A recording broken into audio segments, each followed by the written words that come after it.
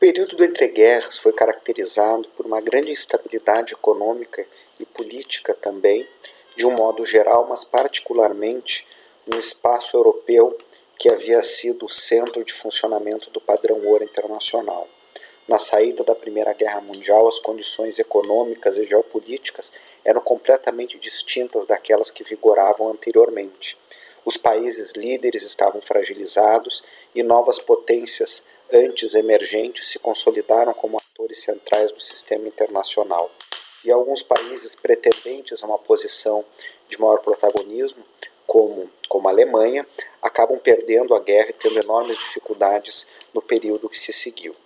Agora nós vamos retomar um pouco essa discussão, sempre tendo em mente aquela ideia de que exatamente no momento em que o padrão ouro para de funcionar, naquilo que é a sua essência, ou seja, o conjunto de arranjos tácitos e alguns não, alguns explícitos, né, que permitiram uma certa estabilidade daquele regime de câmbio fixo em que os países atrelavam as suas moedas ao ouro, esses elementos deixam de existir. Portanto, a estabilidade cambial era muito mais do que simplesmente fixar o valor das moedas, neste caso em termos do ouro.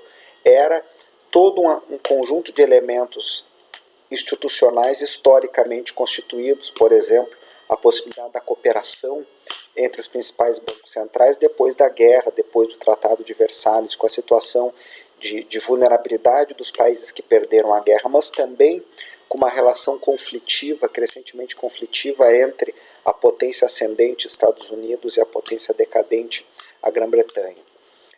Esse potencial conflitivo, ele se expressava, dentre outras coisas, mas fundamentalmente, naquilo que se referia ao pagamento das dívidas de guerra. Os Estados Unidos saem da guerra numa posição credora líquida. A Inglaterra permanecia um país importante. Se vocês forem lembrar dos dados que nós mostramos com base nos trabalhos do Obstfeld e do Taylor, vocês vão observar que, lá no ponto 4 do nosso programa, para que vocês recordem, vão lembrar que neste período ainda, do total de ativos dos principais países credores, a Inglaterra estava acima dos Estados Unidos, em termos percentuais dos totais globais. A Inglaterra vinha em decadência, os Estados Unidos em ascensão, mas não era dada que essa passagem iria necessariamente acontecer. Possivelmente, era inevitável, até pelo fortalecimento, pelo peso tecnológico, produtivo e crescentemente militar dos Estados Unidos. O fato é que só esse balanço, a maior economia do mundo, agora uma economia credora, uma economia que não havia sofrido fisicamente com a guerra, por outro lado, as economias europeias, mesmo aquelas que venceram o conflito, tinham problemas de financiamento do esforço anterior de guerra, algum grau de vulnerabilidade fiscal e de vulnerabilidade monetária, os países que perderam a guerra mais ainda. Portanto, no período específico da guerra, os países abriam mão do estatuto do padrão ouro e, portanto, da garantia da conversibilidade das moedas em ouro. O ouro é extremamente desejado como um ativo de proteção e o seu preço no mercado privado dispara, e os governos não garantem a paridade oficial na conversibilidade integral dos títulos representativos em termos do ouro. O esforço de guerra, por sua vez, cria uma enorme fragilização fiscal. Muitos países vão se financiar expandindo dívida e monetizando essa dívida, quebrando as regras estritas de expansão monetárias, então atreladas à manutenção de um certo volume de reservas em ouro. Em tempos de guerra, essas coisas desaparecem. Os países listados abaixo, como a Áustria, a Alemanha, a Hungria, a Polônia, são exemplos desse eixo de nações que foram fortemente atingidas, perderam a guerra, e aquilo que foi uma instabilidade moderada nos países que venceram a guerra foi uma instabilidade profunda. Então a hiperinflação germânica, por exemplo, é um dos casos históricos mais notórios da doença da moeda. Esses países só conseguiram estabilizar seus regimes cambiais e as suas moedas após um processo doloroso, né, de instabilidade prévia, e com auxílio de empréstimos externos e com a adoção daquilo que nós havíamos comentado, que era o padrão divisa-ouro, né, os estatutos, os novos estatutos regulando e limitando a expansão monetária, né, permitiam com que esta estivesse atrelada às reservas em ouro ou em moedas conversíveis em ouro, como a própria libra esterlina ou o dólar. Os países que experimentaram inflação moderada demoraram um pouquinho mais para estabilizar suas moedas e acabaram aceitando alguma desvalorização. Então, Bélgica, França e Itália estão os anos em que cada país volta a manter a conversibilidade em ouro das suas moedas, mas numa paridade distinta daquela vigente até a eclosão da Primeira Guerra Mundial. Então é interessante observar que alguns países estabilizaram as suas moedas nos níveis pré-guerra, particularmente o eixo no entorno do Reino Unido, né, e outros com uma desvalorização. Lembrem que eu comentava na exposição da paridade de poder de compra, particularmente da paridade de poder de compra relativa e mesmo da paridade de juros, que a discussão cambial nesse momento era muito rica.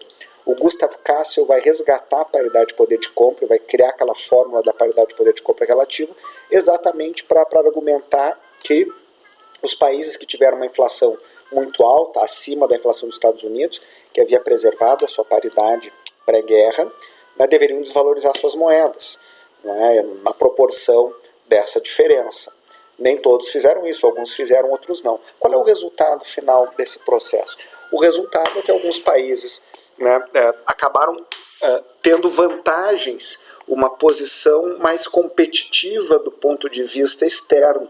Seus exportadores conseguiam obter mais unidades de suas moedas para cada unidade real em termos de onça de ouro exportada, de preços em ouro.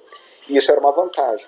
Vale dizer, alguns países estavam com suas moedas desvalorizadas e outros valorizadas, no caso do Reino Unido. Alguns países, né, com maiores facilidades para ter superávites externos, França, que acabou transformando isso numa estratégia para acumular reservas internacionais, e ao passo que outros, né, com dificuldades crônicas de balanço de pagamentos, particularmente a Inglaterra.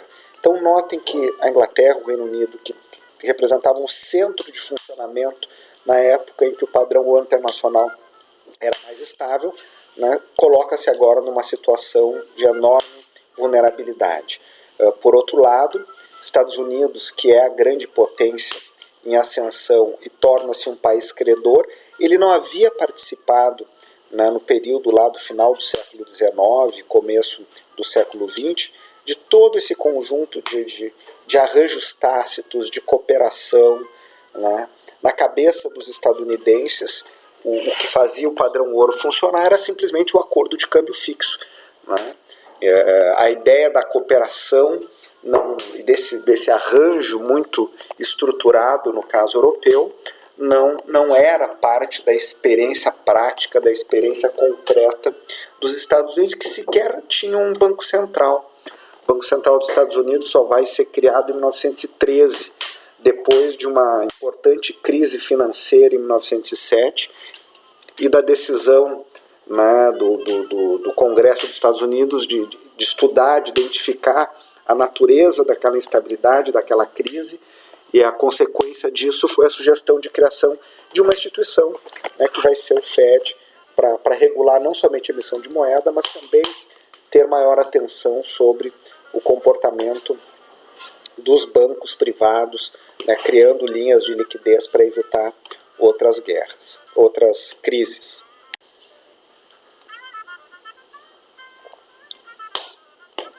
Esse gráfico é um bom exemplo do funcionamento do padrão ouro. Vocês notem aqui é a taxa de câmbio entre o dólar e a libra esterlina, dólar estadunidense e a libra esterlina, sempre lembrando que os países não mantinham o compromisso, né, entre a conversibilidade fixa da sua moeda frente a outra moeda, mas ambas as moedas frente ao ouro. Na medida em que o dólar se mantinha estável frente ao ouro e a libra esterlina também, criava-se uma paridade entre as duas moedas, que vocês forem observar, era bastante estável, né, ao longo aí de todo o último quartel do século XIX até a eclosão da Primeira Guerra Mundial, com a cotação implícita entre as moedas, situando aí perto, ao redor de 4 dólares, e entre 80 e 90 centavos de dólar por libra esterlina. Aí quando a libra esterlina se deprecia, né, em termos do ouro, o dólar se mantém ao longo da Primeira Guerra Mundial, há uma valorização nominal do dólar frente à libra, pelo curto interregno no qual a libra volta à sua paridade prévia, o dólar também tinha a sua paridade prévia, acontece novamente o retorno à taxa de câmbio implícita anterior. A partir de 31 a libra se desvaloriza fortemente, até que em 33 o dólar se desvaloriza e vai retomar o seu patamar. Então vocês observam que, né, o período, né, pelo menos até a Primeira Guerra Mundial, é de grande estabilidade. Desde então essa estabilidade é mais elusiva, ela é de curto prazo, ela não se mantém. Por quê? Insistimos no argumento do Barry Eichengreen, né, porque os elementos históricos objetivos que garantiam um certo isolamento dos governos diante de pressões contrárias às políticas deflacionárias, a cooperação entre os bancos centrais, tudo isso é algo que desaparece depois da Primeira Grande Guerra Mundial.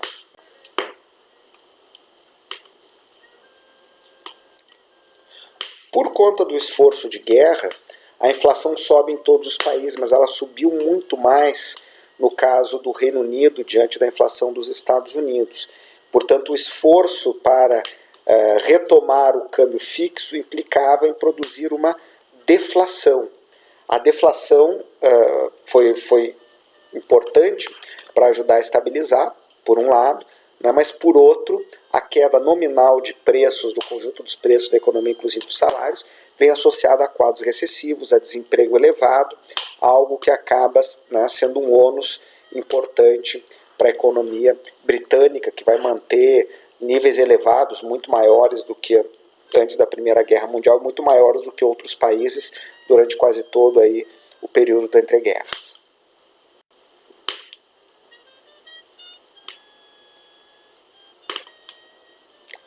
A crise de 29 vai aprofundar os desequilíbrios previamente existentes. Ela por si seria um capítulo de discussão que nós não vamos tratar de aprofundar aqui neste curso, mas basta lembrar que a partir dela é a reação dos países a esta crise, essas relações são muito adversas, né, ela vai ganhando contornos cada vez mais complexos, globais, e lá em 1931, os grandes bancos da Áustria e da Alemanha vão ter dificuldades de manter a sua solvência, né, e vão ser obrigados a suspender a conversibilidade dos seus depósitos. Estes países também vão impor controles, né, para evitar a fuga, né, contra o ouro, contra suas moedas, e isto vai acelerar o processo de instabilidade que já estava colocado, né, desde 29. Não que antes disso no ambiente europeu houvesse muita instabilidade, era, como argumentávamos, um ambiente muito pouco sólido. Os Estados Unidos não experimentaram um grande boom nos anos 20. O fato é que em 31, né, o Reino Unido vai suspender a conversibilidade da libra em ouro no mês de setembro, né, poucas semanas após o momento mais grave de crise bancária na Alemanha.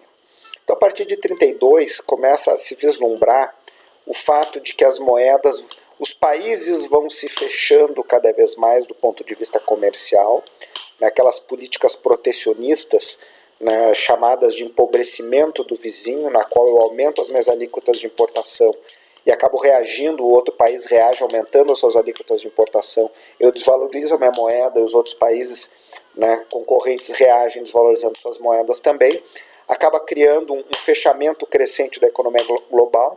Em algum momento nós mostramos os dados, né, como entre 29 e 33, o comércio global cai a 1/4 do que era. Né? O comércio global em 33 é 1/4 do que era em 29, em valores constantes.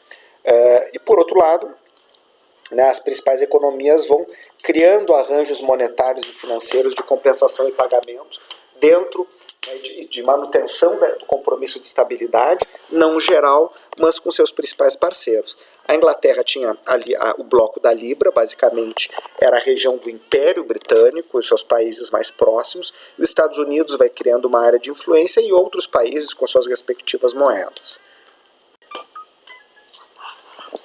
O governo republicano do presidente Hoover tentou manter-se estritamente atrelado ao padrão ouro, recusando-se a expandir o crédito na economia, algo que outros países, o Japão notoriamente fez com muito sucesso, a Alemanha, né, a partir da ascensão do regime nazista, em alguma medida vai fazer também.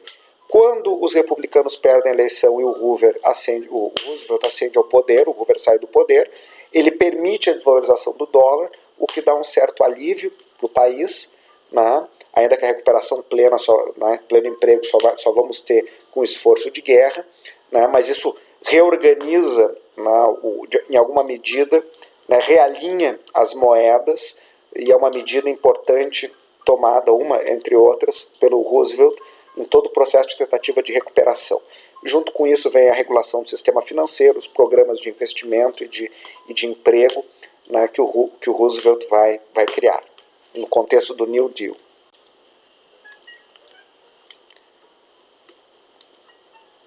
Vemos aqui o efeito da desvalorização, o preço em dólares da onça de ouro estava ao redor aí, pouco acima de 20, e vai para 35 dólares no contexto da desvalorização no presidente Roosevelt. Depois, com a guerra, o preço dispara e depois se estabiliza uma vez mais. Essa é a cotação de mercado, não a cotação oficial, né?